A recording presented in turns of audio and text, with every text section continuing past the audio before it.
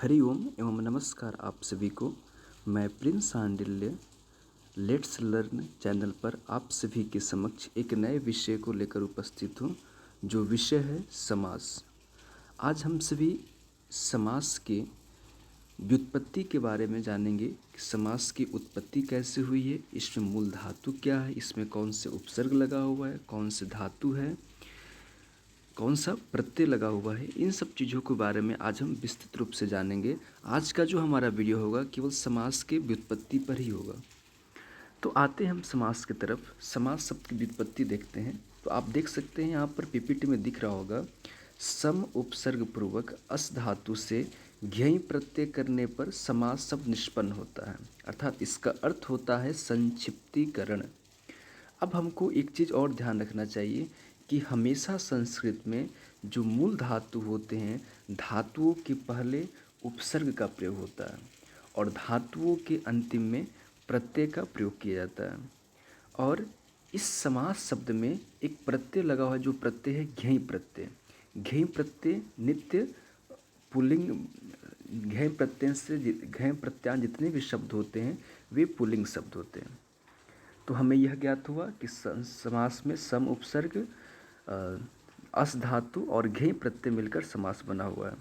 अब आते हैं हम समास की परिभाषा पे। तो आपको दिख रहा होगा, संक्षिप्त करना अथवा अनेक पदों का एक पद हो जाना समास कहलाता है।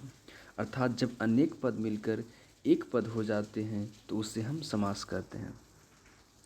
जब समास की परिभाषा की बात की जाती है तो संस्कृत के जो सुप्रसिद्ध जो व्याकरण ग्रंथ है, पाणिनि विरचित जो अष्टाध्यायी है, अष्टाध्यायी में समास के लिए जो एक सूत्र वर्णित है वह सूत्र है सम सनम समास, अर्थात संक्षिप्तीकरण को ही हम क्या कहते हैं, समास कहते हैं। या अनेका साम पदानाम एक पदी भवनम समास, अनेक पदों का एक पद ही क्या कहलाता है, समास कहलाता है। जैसे राज्ञः पुत्रः, अब यहाँ पर राज्ञ पुत्र अर्थात राजा का पुत्र, और क्या हो जाएगा, राजपुत्र, यानी राज्ञ पुत्र या राजपुत्र। वैसे हम देख सकते हैं, एक उदाहरण है सीता या पति सीतापति। अब यहाँ पर आप देख सकते हैं, यहाँ सीता या और पति ये दो पद मिलकर एक पद बना हुआ है जिसको हम कहते हैं सीतापति। अब हमको ये समझना है कि जहाँ कहीं भी विभक्ति युक्त जो पद होंगे वे विग्रह कहलाते हैं, और जो विभक्ति का जब लोप हो जाता है तो वे कहलाते हैं समस्त पद कहलाते हैं। जैसे आप देख सकते हैं सीतायाः पति, यहाँ पर दो पद है, एक सीतायाः है और एक पति है, जिसको बनकर क्या बन रहा है, समस्त पद हो रहा है सीतापति। अब समास होने पर अर्थ में कोई भी परिवर्तन नहीं होता है। जो अर्थ सीतायाः पति, सीता का पति है, का विग्रह युक्त वाक्य है, वही अर्थ सीतापति समस्त शब्द का भी है। यानी हमें ये चीज़ समझना है कि विग्रह करते समय जो पद का अर्थ नहीं बदलता है। जैसे हमने देखा सीता का पति और सीतापति दोनों का अर्थ एक ही होता है, अंतर बस सूक्ष्म अंतर ये होता है कि विभक्ति का लोप हो जाता है तो वो हो जाता है समस्त पद, और जिसमें विभक्ति से युक्त होता है वे होता है विग्रह कहलाता है।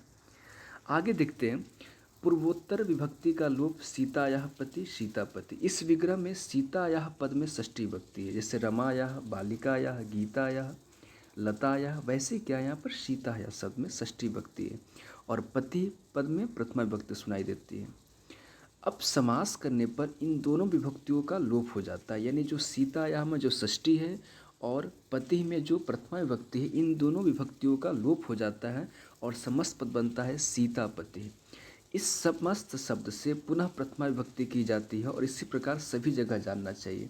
अर्थात हमने देखा कि समास युक्त शब्द समस्त पद कहलाता है, अर्थात समास से जो युक्त होगा वे समस्त पद कहलाता है, और जो विभक्तियों से युक्त होगा उसे हम विग्रह वाक्य कहते हैं। अब यहाँ पर सीतापति समस्त शब्द का अर्थ समझने के लिए जिस वाक्य को कहा जाता है वह वाक्य विग्रह कहलाता है। जैसे सीतायाः पति क्या है, वाक्य विग्रह है, और सीतापति क्या है, समस्त पद है। अब हमको बस ध्यान ये देना है कि हमने देखा कि सीतापति इसमें क्या था, दो पद था, एक सीता और एक सीतायाः और एक पति। अब हमको ये जानना है कि सीतायाः ये पूर्व पद कहते हैं और पति जो है उत्तर पद है। आगे जब हम समास के भेद को पढ़ेंगे और प्रत्येक समास को अच्छे से जब पढ़ेंगे विस्तृत रूप से, तो हमको ये आवश्यक होगा कि पूर्व पद कौन सा है, उत्तर पद कौन है। अव्ययी समास में पूर्व पद प्रधान होता है, तत्पुरुष में उत्तर पद प्रधान होता है। तो इन सब चीज़ों को समझने के लिए हमें अभी समझना होगा। जैसे राज्ञः पुत्रः जो उदाहरण था, तो राजा का पुत्र राज्ञः पूर्व पद कहलाएगा और पुत्रः उत्तर पद कहलाएगा। तो हमें इन सब चीज़ों को समझना है और आगे हम लोग समास के भेद को पढ़ेंगे, अच्छे से समझेंगे। आज के लिए इतना ही। आप सभी को एक बार पुनः धन्यवाद। इस चैनल को लाइक करें, सब्सक्राइब करें और शेयर करें। धन्यवाद।